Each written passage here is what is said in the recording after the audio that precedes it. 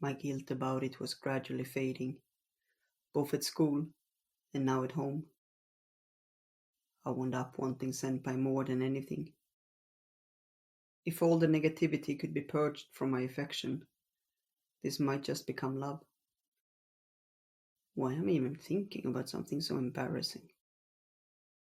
Could I get the phone back? My grandmother's face slithered in to peek in from the hallway.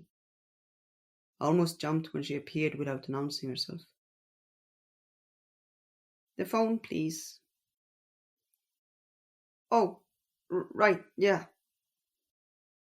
Somewhat embarrassed, I gave the phone back with such force that I was almost throwing it. My grandmother held the phone along with the cat and looked down at me.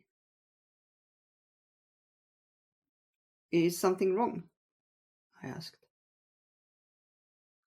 Are you too close? Her searching tone made me a bit nervous. I was usually fine with my grandmother's sharp gaze, but it became a lot more difficult to bear when it was piercing into me like this. It felt like any response I gave would reveal that I was hiding something. After all, it would be suspicious if I said there was anything private between me and an upper class man at school. She's an upper class man from choir.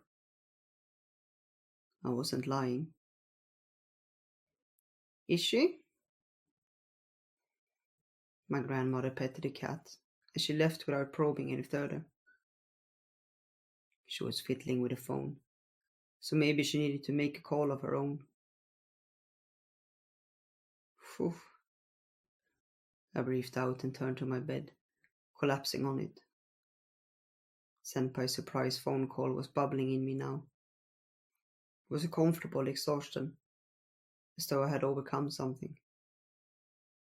When I thought about Senpai, who seemed happy because of a single phone call, I ended up feeling giddy too. But she apparently wasn't satisfied with just that. Maybe that was for the best though, because if she had been satisfied, then things might just have ended there. I found out what that was 2 days later. As we met in the courtyard like always, there was something awkward about the way Senpai moved. Her responses were clumsy. The sky was clouded, as if it might rain at any moment, but that didn't seem to be the cause. Is something wrong? When I questioned her out of genuine concern, Senpai seemed to choke on something. Once she stopped coughing, she finally got a hold of herself and spoke. Actually, Sayaka-chan... Senpai slipped to the edge of the bench. She folded her legs close together, and her body tensed as she looked at me out of the corner of her eyes. I didn't understand what this was leading up to, so I just watched her until Senpai suddenly made her move. A move that struck at the shyness I had buried deep down.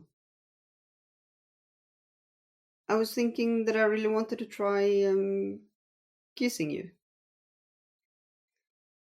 Perhaps Senpai simply lacked any degree of reservation. Her words were so unexpected. I felt almost as though I had been randomly stabbed by a stranger who happened to be walking by. My throat immediately felt dry. Is that? It is, Senpai answered simply and nodded. Then we looked at each other and eventually looked away. I righted myself on the bench and coughed. Well, that's not what I had expected that to be. I was shaken, though I tried to feign composure. I wasn't even doing anything, but I felt warmth blooming below my eyes. Is that another thing you've been yearning for, Senpai? You haven't, Sayaka-chan? To be honest, I hadn't even thought about it before, because my feelings for Senpai were, are, my eyes searched for somewhere else to look. I took a peek at Senpai's lips. They were thin, both her lips and mine. What did it mean? I didn't know, but my chest seized up with intense awareness of it all. And although I know it's an awfully strange thing to say, I felt like I wanted to drink them in. The awareness, her lips, the emotions, all of it. Do you want to try? My voice seeped out as though breaking through my throat. Senpai almost leaped up from the bench in her obvious surprise. Then she spread her arms out wide. Was this supposed to be an accepting pose? As I watched her rather nervously, she lowered her arms again, so slowly I could almost hear them creaking.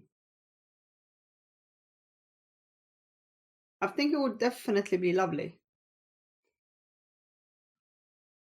Where was she getting those expectations? I wondered. Her words seemed to flow from my right ear to my left as I stood up. Long strides, one step at a time. I closed the distance between Senpai and me until we were almost touching.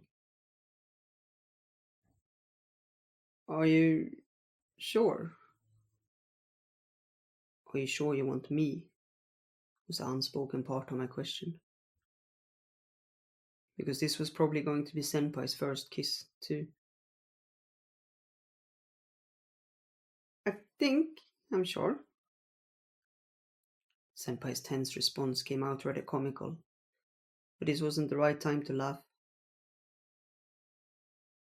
First, our hands stretched towards each other. My right hand and Senpai's left intertwined. We each held on to the other, not letting go as we pulled close together.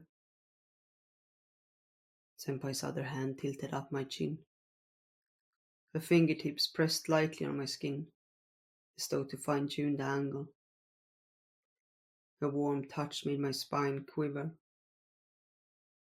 Finally, Senpai took a step forward with her left foot. Then her lips touched mine. For an instant, my vision melted away into nothing. I was filled with brightness whose source I did not know, as though I were peering into a fountain of light. It felt like the parts of us that were touching were about to melt right into each other. The wind blew above our heads, and the rustling of trees grew louder. Though I was startled by that sound, I stayed still, overlapping with Senpai.